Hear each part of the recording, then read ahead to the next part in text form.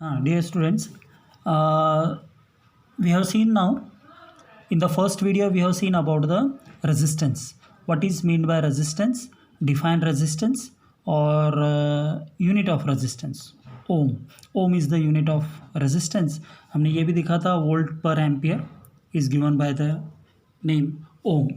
This volt per ampere is defined as ohm. So unit of resistance is ohm. Dimension formula is this m1 l2 t to the power of minus 3 a to the power of minus 2. So now we'll see if suppose somebody asks define ohm. Ohm means what?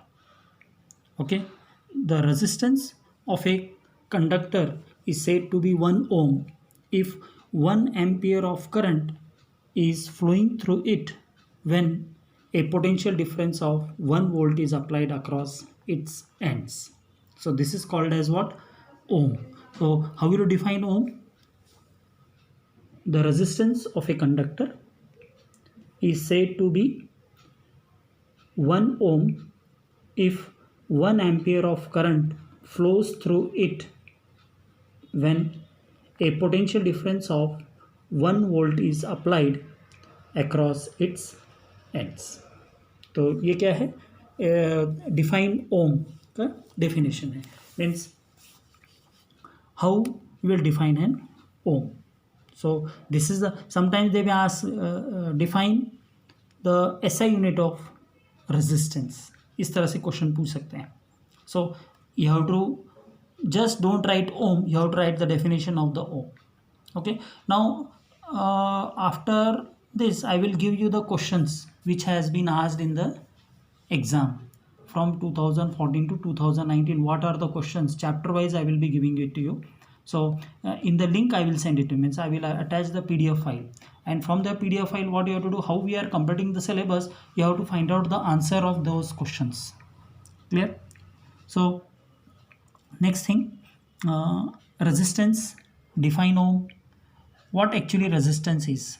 Resistance of a conductor is a scalar quantity. Next what you have to understand that resistance of a conductor क्या है? ये एक scalar quantity है. So second thing, it depends upon which factor. Resistance किस factor के ऊपर depend करता है? The factors on which the resistance of a conductor depends. So the first factor is that it depends on the length of the conductor. Second thing, it depends upon the nature of the conductor.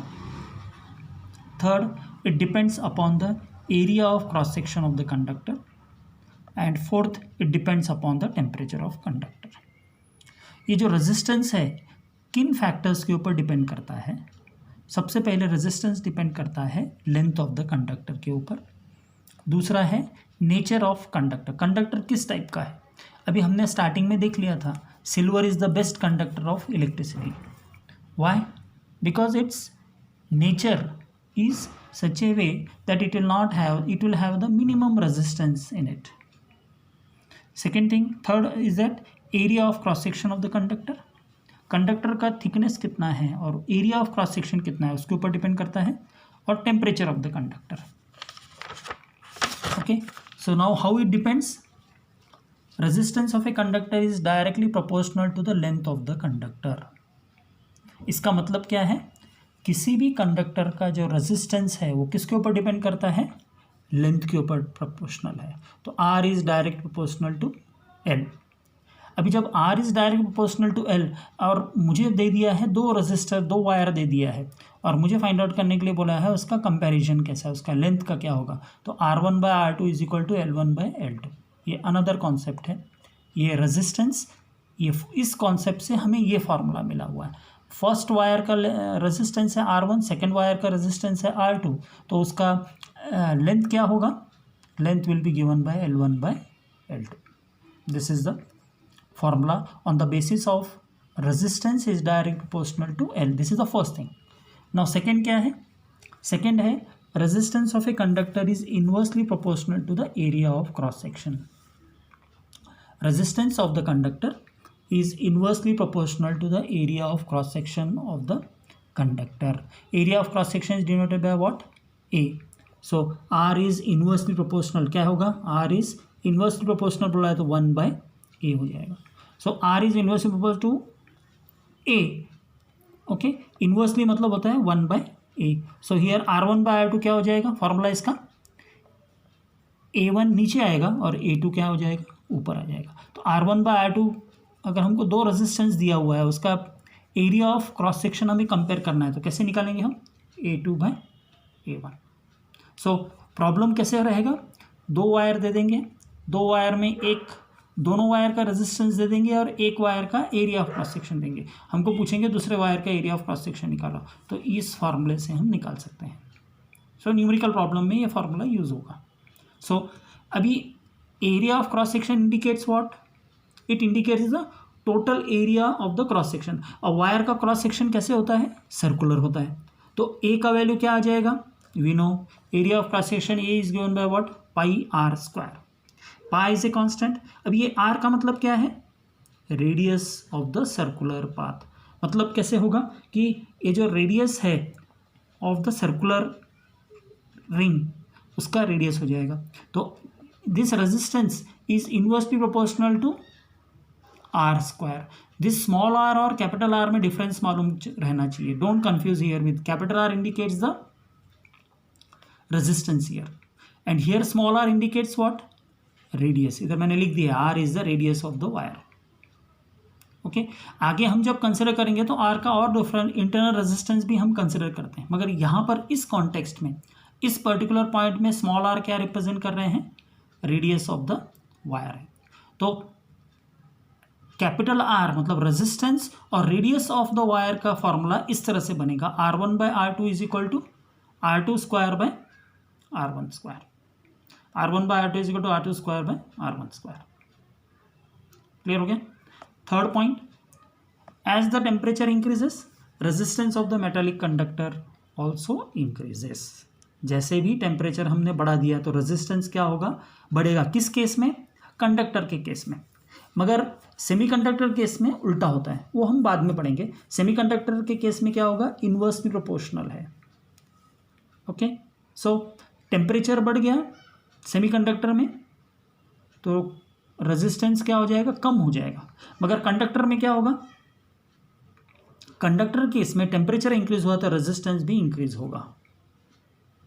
अभी हम देखने वाले हैं next topic में कि resistance क्यों increase होगा, किस वजह से होगा, what are the reasons, what is the concept, what is the reason that resistance is increasing.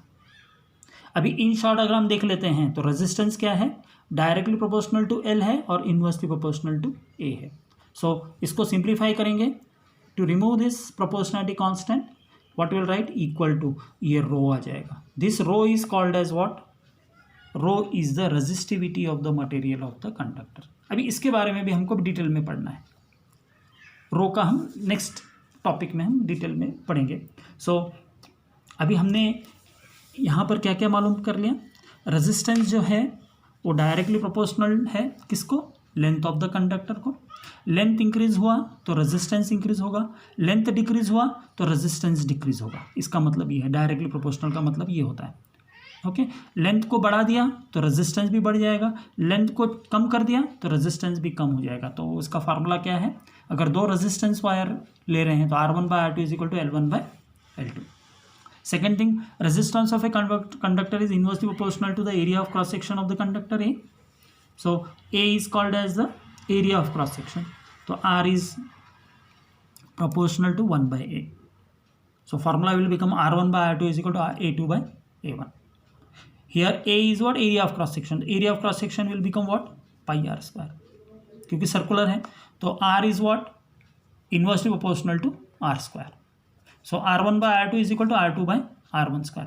यहाँ पे स्मॉल r क्या रिप्रेजेंट कर रहा है, radius of the wire. Capital R क्या रिप्रेजेंट कर रहा है, रेजिस्टेंस।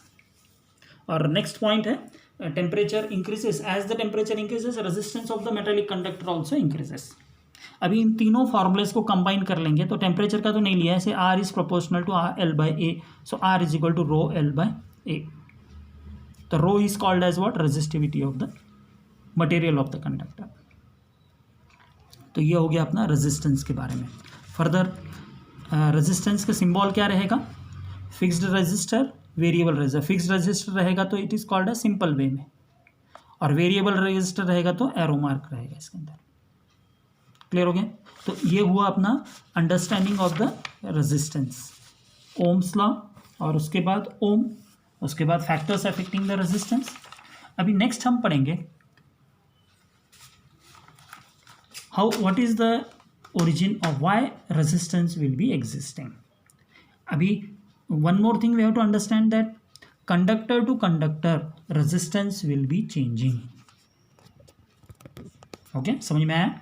कंडक्टर से कंडक्टर में, एक कंडक्टर दूसरा कंडक्टर, भाई सपोज हमने ले लिया कॉपर वायर लिया और सिल्वर वायर लिया हुआ, दोनों का रेजिस्टेंस इज डिफरेंट। सिल्वर में क्या होगा, रेजिस्टेंस कम रहेगा, मगर कॉपर में क्या रहेगा, सिल्वर से ज़्यादा रेजिस्टेंस है। क्लियर हो गया? अभी हमें देखना है कि ये रेजिस्टेंस क्यों होता है, why there is a resistance in a conductor. तो इसका थ्योरी थोड़ा सा हमें समझ लेना है। You see why I am going so much deep, because this chapter is very very important and each and every concept has to be understood by you conceptual wise. If you understand the concept then only you can start thinking. Okay, तो पहले case में हमने देखा था current क्यों flow हो रहा है, करंट किस वजह से फ्लो हो रहा है, उसका एप्लीकेशन क्या है वो हमने देखा था। करंट फ्लो हो रहा है क्यों हो रहा है, because of the potential difference. अभी हम देखेंगे कि रेजिस्टेंस क्यों एग्जिस्ट होता है कंडक्टर में। तो सेम अभी फिर से फॉर्मूला, ये फिगर देख लीजिए। फिगर में मैंने एक वायर दिखाया हुआ है और इस वायर को पोटेंशियल से कनेक्ट किया हुआ है, positive potential and negative potential. V से बैटरी से कनेक्ट किया हुआ है, इसमें आई अमाउंट ऑफ करंट जा रहा है। तो क्या हो गया, ये जो पॉजिटिव पोटेंशियल इस एंड को क्या करेगा, पॉजिटिव टर्मिनल इस एंड को पॉजिटिव पोटेंशियल देगा, और नेगेटिव टर्मिनल क्या करेगा, इस एंड को नेगेटिव टर्मिनल देगा। अभी जैसे ही नेगेटिव, पॉजिटिव और नेगेटिव टर्मिनल कनेक्ट कर दिया तो क्या होगा, इसमें इलेक्ट्रिक फील्ड जनरेट होगा। इलेक्ट्रिक फील्ड किस डायरेक्शन में रहेगा, electric field will be in this direction. Okay, electric field will be always from positive terminal to negative terminal होता है। But now what will happen, the electrons which are there at the negative terminal, यहाँ पे negative terminal connect किया हुआ है, तो electrons यहाँ पर, अभी मैं सिंगल इलेक्ट्रॉन ले रहा हूँ, तो ये जो बताया है ये है इलेक्ट्रॉन, और ये जो राउंड बताए हुए हैं ये क्या बताते हैं, ये रिप्रेजेंट कर रहा है आयॉन्स और एटम को रिप्रेजेंट। आयॉन, अभी आयॉन क्या है मैंने फर्स्ट डे ही एक्सप्लेन कर दिया था। आयॉन मतलब क्या है, जब भी इलेक्ट्रॉन, फ्री इलेक्ट्रॉन एटम में से बाहर निकल जाता है, ओके, जब भी फ्री इलेक्ट्रॉन एटम में से बाहर निकल जाता है तो वो पॉजिटिव आयन बनता है, और पॉजिटिव आयन जो है मूवेबल नहीं होता। सो अभी क्या होगा, इस वायर के अंदर ये पॉजिटिव आयन बने हुए हैं, पॉजिटिव आयन्स और एटम है। हर मटेरियल में डिफरेंट स्ट्रक्चर होता है, उसके हिसाब से आयन का प्रेजेंस रहता है। सो हर मटेरियल का जो रेजिस्टेंस है वो डिफरेंट रहेगा। क्यों डिफरेंट रहेगा, क्योंकि मटेरियल के अंदर जो आयन्स प्रेजेंट है, इलेक्ट्रॉन्स प्रेजेंट है या फिर एटम प्रेजेंट है, उसका नेचर अलग अलग रहेगा, उसका अरेंजमेंट अलग अलग रहेगा। तो अभी हम कंसिडर करेंगे, ये फिर से इस फिगर में समझ लो अच्छी तरह से। अब ये जो इलेक्ट्रॉन है इसको नेगेटिव टर्मिनल दे दिया है, नेगेटिव पोटेंशियल दे दिया है। जैसे ही नेगेटिव पोटेंशियल दिया, ये इलेक्ट्रॉन क्या होगा, यहाँ से मूव होना शुरू हो जाएगा।